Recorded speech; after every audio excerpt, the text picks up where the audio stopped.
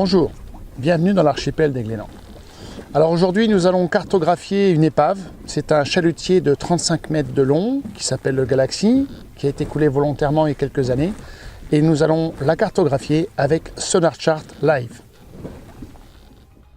Maintenant que nous nous trouvons sur site, la première chose à effectuer, c'est de s'assurer que la correction de marée est effective. Pour ce faire, on va donc appuyer sur Page, aller dans Paramètres, et une fois qu'on est dans Paramètres, on va choisir le menu concernant la carte. Et là, je vais devoir donc activer la correction de marée de cette manière, et avec cette opération, la cohérence sera faite par rapport au zéro des cartes. Opération suivante, activer la fonction SonarChart, très simple. On va dans Menu, on choisit Overlay, et dans Overlay, on sélectionne SonarChart Live. De cette manière, la fonction est activée. Maintenant que la fonction SonarChart est activée et c'est bien visible ici au niveau de la zone de détection, on va commencer à tourner autour de l'épave pour cartographier celle-ci.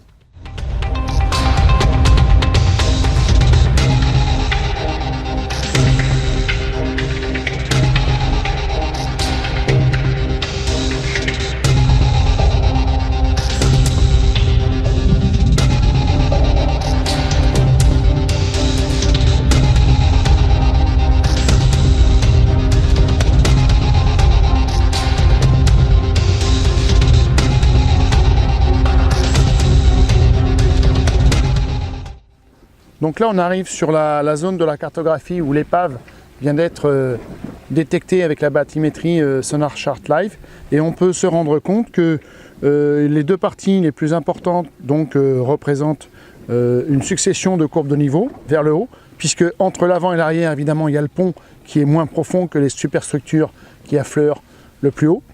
Et là actuellement on est au centre de l'épave et on peut constater sur le sondeur qu'on est bien sur la partie centrale de cette épave. Maintenant, on va effacer les traces pour y voir un peu plus clair. Enfin, une dernière possibilité, c'est de réduire les courbes de niveau. Donc, pour ce faire, on va aller dans Menu, on va choisir Option de carte, Vue, et là, on a une sélection de densité à 4 niveaux qui nous permet donc de passer de l'une à l'autre avec de moins en moins de superposition des courbes bathymétriques, ce qui éclaircit un petit peu l'objet sur la cartographie.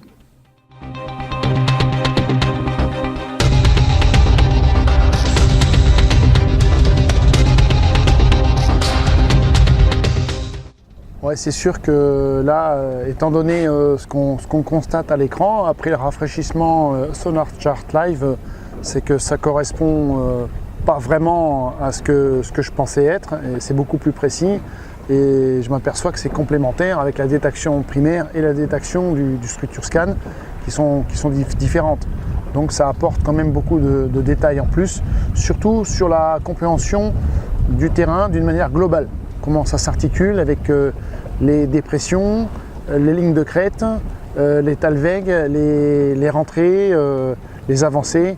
Et la configuration du terrain est beaucoup plus précise avec cette fonction.